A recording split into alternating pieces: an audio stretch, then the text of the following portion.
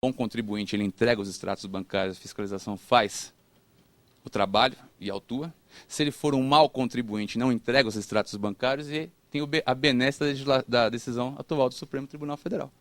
Olha que contrassenso. Algumas vezes a jurisprudência aniquila o bom contribuinte.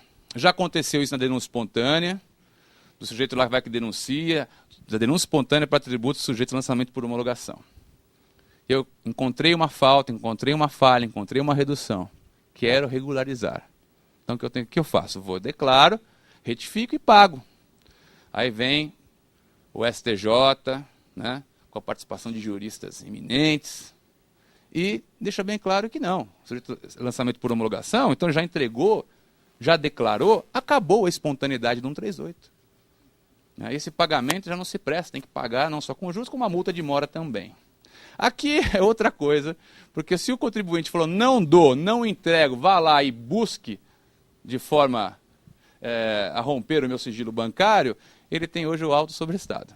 E ainda a possibilidade de, vencida a questão, receber isso em dinheiro, né? Porque se tiver no prazo prescricional para repetir o indébito, se ele pagou o auto ou parcelou, ele vai receber isso em dinheiro. E aqui é um dos exemplos.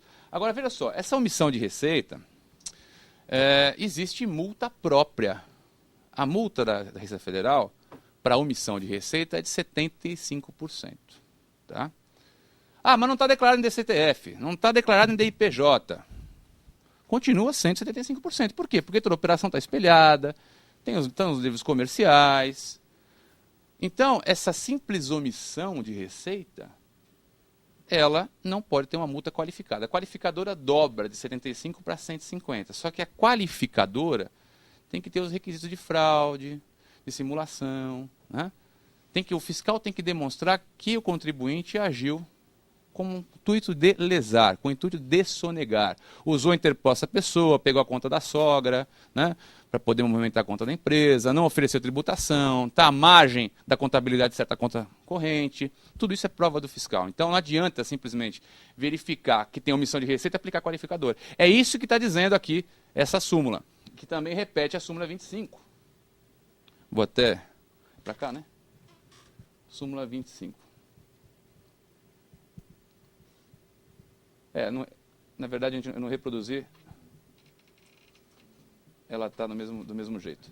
É a mesma leitura que aplica C25? Até embaixo. A presunção legal de omissão de receita ou de rendimentos por si só não autoriza a qualificação. Então, a súmula 14 se aplica quando a prova é direta, quando o fisco está atuando por omissão de receita propriamente dita, e a 25 ela se aplica justamente quando é presunção de omissão de receita. Existe uma discussão, quer dizer, que na presunção não caberia nunca, independente de qualquer artifício, nunca caberia a multa qualificada, porque é uma presunção. Né?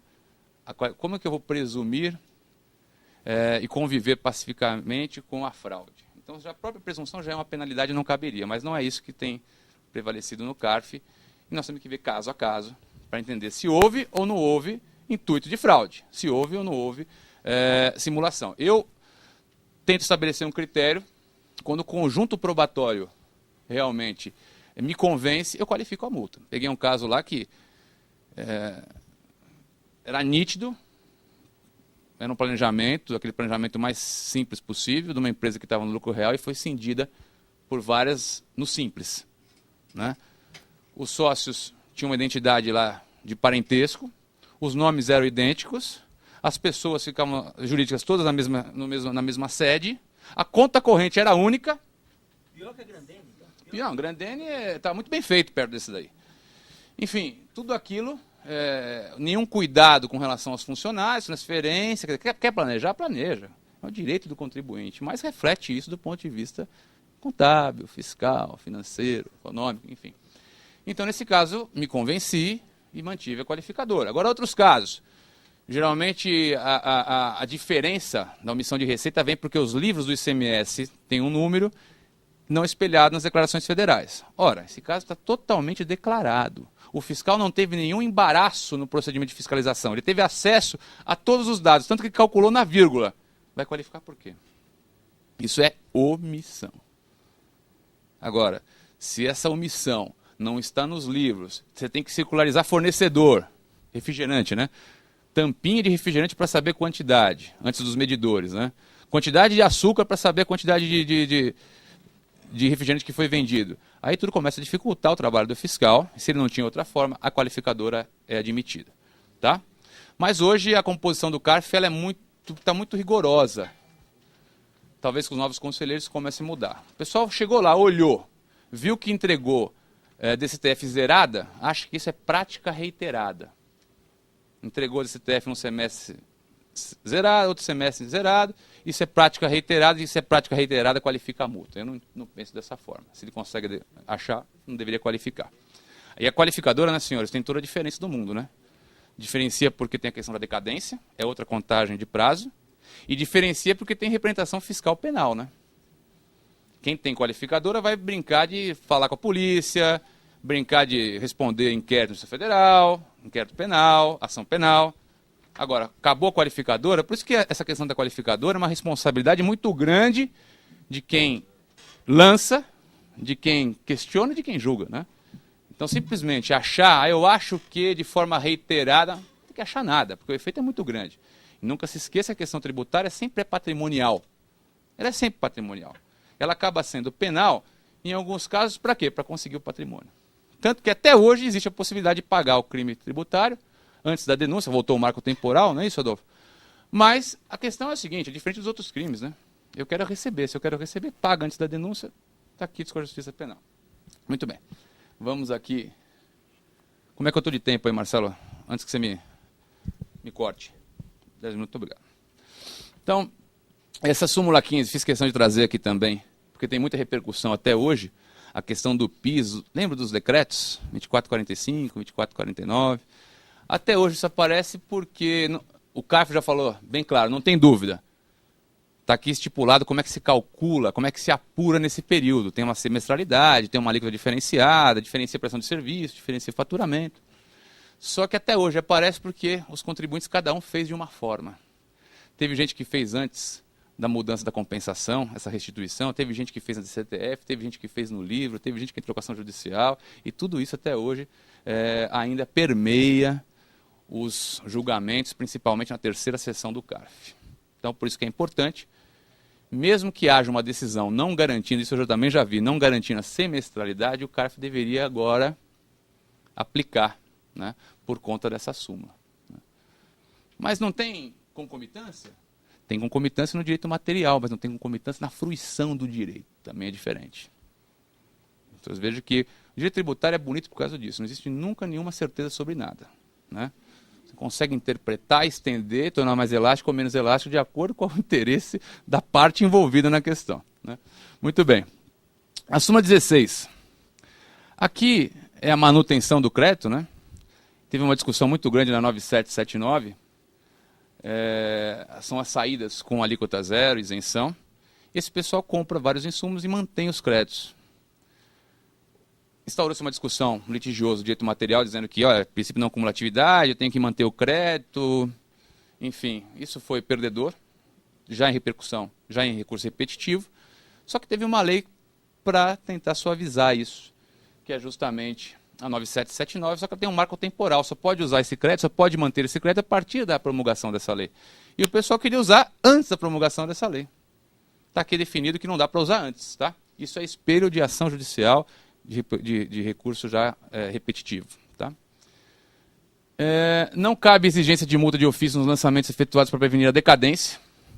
Então vejam, senhores, isso é uma questão também bem importante, que parece simples no primeiro momento, mas tem muito desdobramento.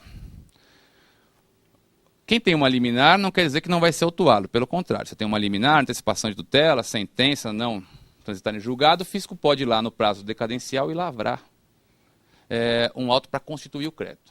Essa súmula deixa bem claro, olha, constitui o crédito, mas constitui sem multa. Só constitui o valor principal e constitui os juros. Só que existe uma corrente, também patrocinada por grandes pensadores do direito, que escrevem sobre decadência e prescrição com uma fluidez, uma habilidade incomensurável, dizendo o seguinte, não precisa lançar. Tributo sujeito a tributo com exigibilidade suspensa, não precisa lançar. Por que não precisa lançar? Porque geralmente é tributo sujeito à homologação, né? Lançamento por homologação. E a própria declaração já é a constituição do crédito tributário. Não precisa do lançamento. A declaração supre o lançamento de ofício. Ocorre, senhores, que existe um artigo 63 da 9430 que manda, ele não sugere, lei não sugere coisa nenhuma e não foi revogado. Isso faz toda a diferença do mundo, porque existem vários tributos sendo discutidos judicialmente que o fisco não lançou. Não lançou por quê? Porque não tinha braço para lançar. Imagine, toda ação judicial, o sujeito vai chegar lá e intimar o contribuinte, me dá a ação judicial, me dá o objeto de pé, deixa eu ver a sentença, não tem braço.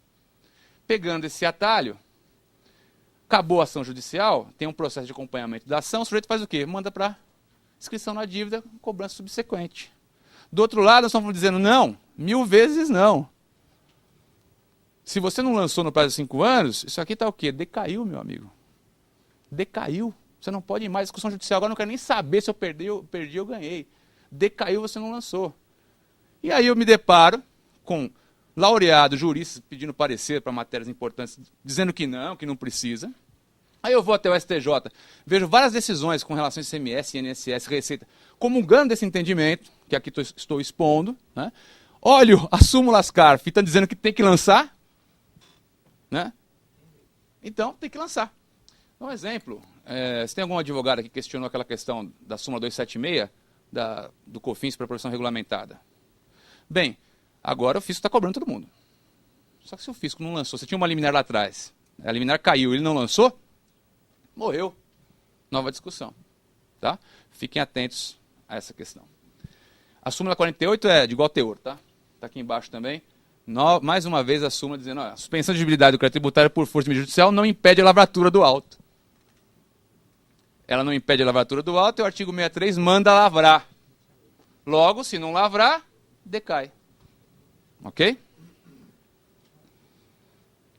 Aquisição de matérias-primas, produtos intermediários e material de embalagem tributária alíquota zero não gera crédito IPI. Lembra da discussão do Supremo? Crédito presumido?